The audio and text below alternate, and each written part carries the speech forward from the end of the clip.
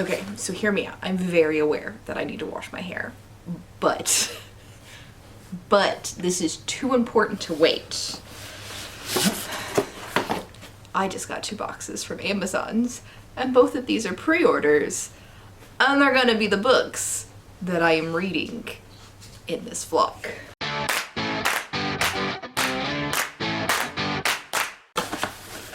Book number 1. You know what that is. You know what that is. This is House of Sky and Breath by Sarah J. Maas. Everybody and their mom and their dog is doing a vlog on this book this week. This is probably the biggest book to come out this year, maybe, at least on BookTube. Everybody's talking about this. But this isn't the only book that I'm talking about in this vlog. I got another one. Unfortunately, that one is facing backwards, so you can't tell, well, maybe you can tell what it is from here, but Moonwitch Spider King by Marlon James. So both of these, obviously new releases today on February 15th. Both of these are the second books in the series. Did I reread the first book in either one of these series before these came in the mail today? Absolutely fucking not. Let me check Goodreads real quick and see when I read the first book in both of these series and see how long it's been. I finished Black Leopard Red Wolf, which was book 1 in this series, on December 29th, 2019. So it's been a little over 2 years since I've read the first book in this series. Oops. House of Earth and Blood I read about a year and a couple months ago in December of 2020. So it's been a minute for both of these. Let's see how well I remember it. All right, I don't know if you could tell, I'm a little over halfway through Moonwitch Spider King, and I don't know that I have a lot of thoughts, but I do have some. So first off, obviously I said it earlier, this is a sequel to Black Leopard Red Wolf, but this follows a different character than Black Leopard Red Wolf, and it has been a while since I read the first book, but I do know for sure that the perspective character in Black Leopard Red Wolf was a man. I can't tell you his name or anything right now off the top of my head, but this follows a woman. So different perspective character.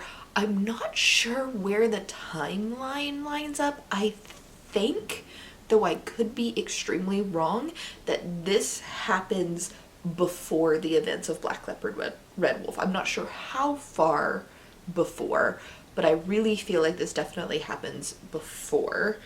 And it may be a lot before if this character is the character I think she was in Black Leopard Red Wolf, but I think that's something that I'll come more to a conclusion to once I finish this book. I'm not sure yet how these two tie in together or how this is going to continue into the trilogy, because the first book was told the perspective of a guy who's in prison. He's telling a story to a prison guard, so I'm not sure where he's getting, like, is he telling this story to the prison guard? I don't know. I honestly don't know where this is going. This one is just as graphic and violent as Black Leopard Red Wolf, so if you're thinking about getting into this series, please look at content warnings. There are some very vivid and violent sexual assault scenes in these books, for sure, against men and women. The world that this exists in has shapeshifters, so there's like bestiality, but kind of. It is a shapeshifter, so it is an animal that's human, or that's both animal and human, but a lot of times they are having sex, whether willing or not, when that shifter is in animal form. Kinda icky.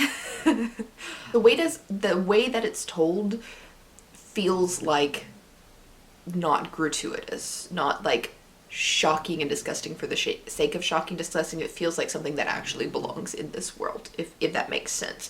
Also, I read Black Leopard Red Wolf as an audiobook, and obviously I have a physical copy of this, and I started reading it as a physical, and I didn't like it. I don't like reading this physical, and so I bought the audiobook from Libro FM, link in the description box, and I've been reading along with it, where I'm like listening to the audiobook and reading, and I have to say that the audiobook narrator, her name's Bonnie Turpin, is my favorite audiobook narrator. I've heard her before. She is by far and away my favorite audiobook narrator. So I'm so glad she narrates this, and it's helping me get through it a lot faster. Also, her voice and her cadence lends itself better to how the story is told than my inner monologue, if that makes sense. Audiobook is definitely the way to go with this series, at least in my opinion. I like the reading along with the audiobook. I don't know if you guys like to do that or not, but I definitely like the audiobook much better. So that's really, like, I don't know where this story is going. I don't even know what the purpose of, like, her individual story is. Or, like, what even, like, the real plot of this book is. Like, I don't know where this is going. So I don't know. I don't know where this is going. So I'll eventually get to it, and hopefully I have more to say once this is done. Alright, so I have finished Moon Witch Spider King, and Marlon James has the most interesting way of telling a story. So this is grimdark fantasy. It is very graphic, and it's very, very violent. If you're going to read this series and you ever need any sort of content warnings, you need to look into them before you go into this, because it's really very, very graphic. Sexual assault, murders, just bodily functions in general. It's a lot, and understand that this is grimdark fantasy. But unlike other grimdark fantasies, or at least any other grimdark fantasies I've ever heard of, this isn't medieval inspired, this is African inspired. So the setting is different, the way the story's being told is completely different, and there are gay characters in here, which you sometimes see in grimdark fantasy, but not often. How this trilogy is put together is also very unique. So the first book, which is Black Leopard Red Wolf, follows a man named Tracker, and Tracker has a nose. So he has this magical ability to be able to track somebody by scent, except for the scent can be years and years and years old, and he can still follow it. He can follow it across land, sea, sky, air, anything like that. As long as he gets your scent and focuses on that scent, he can track you anywhere. And Tracker is hired to find this little boy who has been stolen from his mother by like a vampire, and you follow that story throughout. It kind of starts at the beginning of Tracker's life and then goes through finding this little boy, and then ends with him in jail. And I'm not going to tell you why he's in jail, because that would be a spoiler, but saying it ends with him in jail does not really spoil anything. So you would assume that it just picks up on from there, like him getting out of prison, however that may so happen, right? But that's not where this book picks up. This starts maybe almost 200 years before the events of the first book. And this follows a woman's life, and her name is Sogalone, or Moon Witch.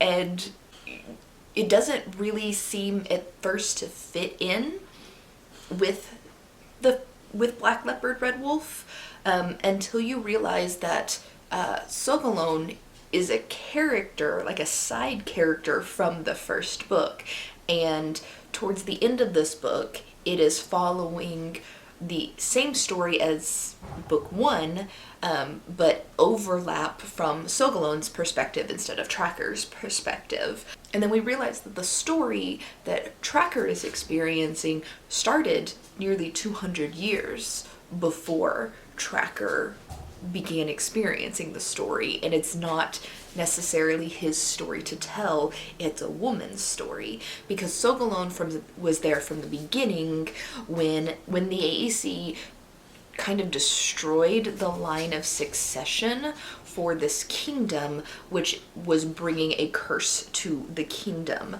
Because how the line of succession used to work is the king's sister's eldest son would become the next king. And the AAC destroyed that lineage by making everybody forget that the king even had a sister, and then the succession started going from king's son to son to son to son instead of sister's son. And that put a curse on the kingdom, but the kingdom's been like successful and happy and blessed for 200 years. So everybody's like, what curse are you talking about? Like, the kingdom is great.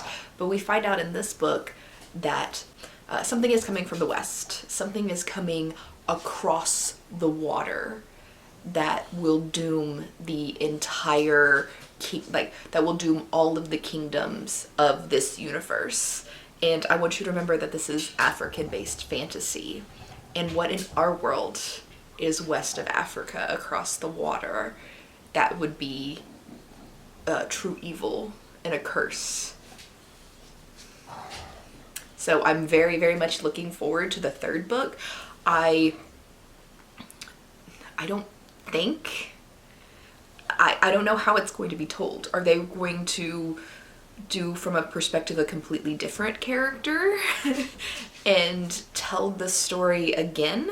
Because this one went just a little bit further than Black Leopard, Red Wolf, as far as like giving us a little bit more of the story towards the end of the story, but not far enough that this big bad thing has come to pass. But it's only supposed to be a trilogy, so I don't know. I don't know what's going to happen in the third book or how it's going to be told.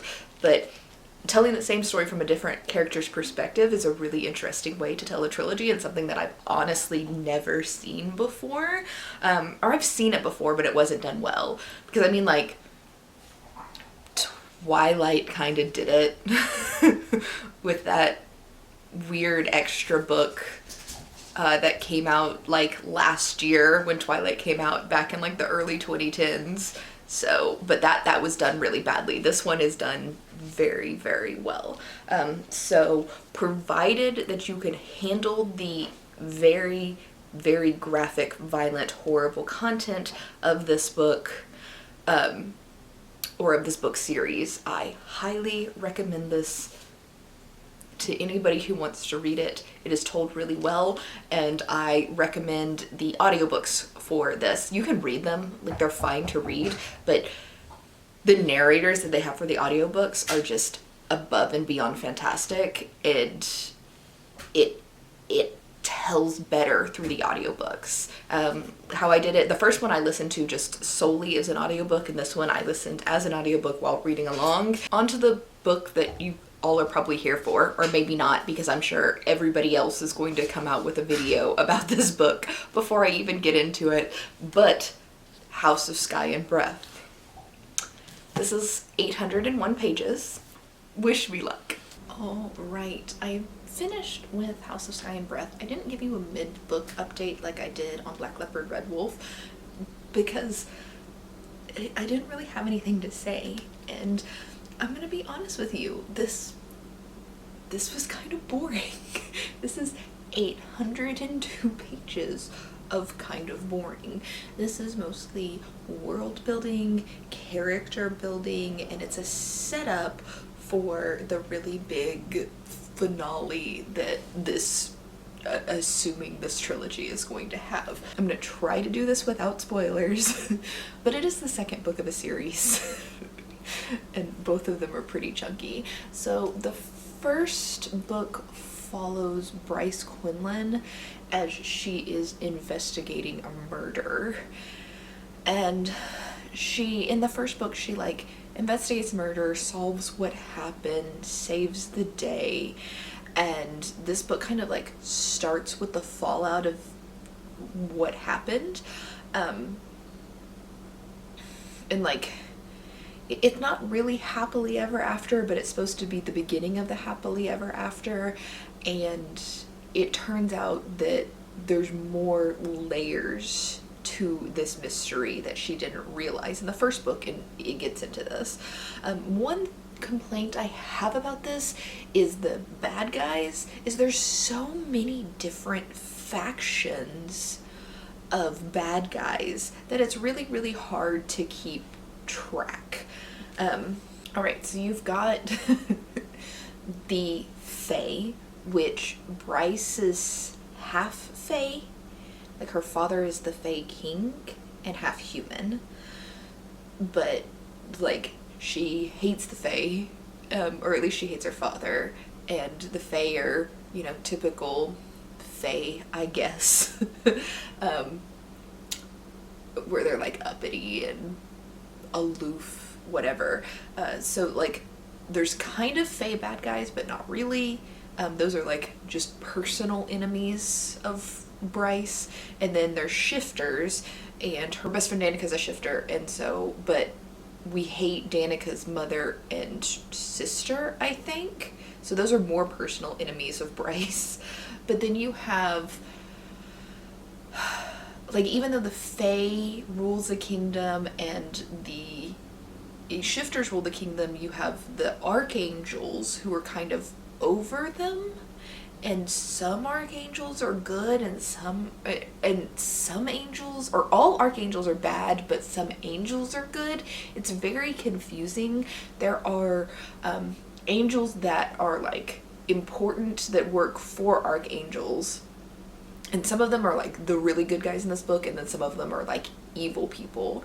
And then we've got like a group of human rebels who are evil, and then you have the Asteri, I think is what they're called, and they're like the god leaders above the archangels.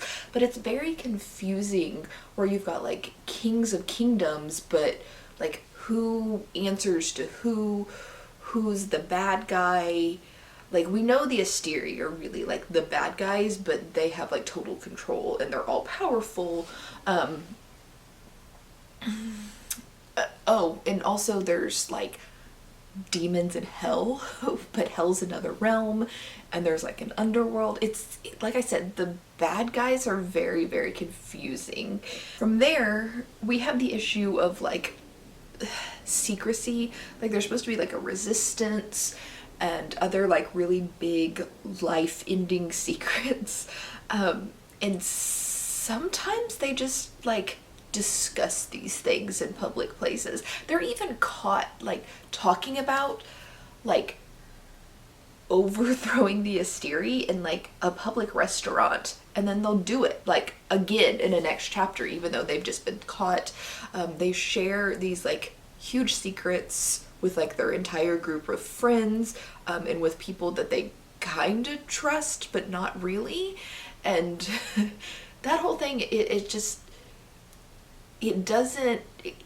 makes it hard to suspend my disbelief in the world when the secrets aren't very secretive. I'm gonna prop the book up back there because it's very heavy and it's hurting my lower back to hold it up that long. Anyway, my main overall complaint was the story was boring, and then like the spy mystery solving thing was so it wasn't secretive enough. Like the super spy, it just didn't work. I don't know how to explain this well, but it didn't work. There's a couple of big reveals of like who somebody is that was insanely easy to guess. So yeah, and then my final my final thing, the final thing I want to talk about is that fucking ending. Like, I can't say anything. It is such a huge spoiler, but the last line of this book, it was kind of one of those, like, I fucking hate that this is where this went, but I also, like, absolutely love where this went. And now I have to read the third book. Like, I have to. Because I need this, and I can't say anything because it is a huge spoiler. The last line of this book is an out or off the charts spoiler. But talk about fan service, and talk about, like, now I have to wait 2 more goddamn years for this next book to come out when I need to know. I need it. Anyway, it's somewhere between a 3 and a 4 star. I'll probably end up giving it a 4 star for no other reason than the end of this book, but it's probably closer to like a 3.5. And that's the end of this vlog. I liked this book much better than I liked this book, but they both took a really, really long time for me to read. Neither one of them were as great and as fast as I thought they were going to be. This video is like at least a week, if not a week and a half late going up. But yeah.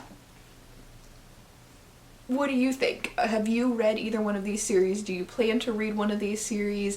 And if you got this far in the video and want to leave me a comment but don't really have anything to say, leave me a moon emoji, because we got Moon Witch and there's a moon on the background of Crescent City. So a moon emoji is really the only fitting emoji for this video. Anyway, I will see you Tuesday for a Coffee in the Classic unboxing, and bye.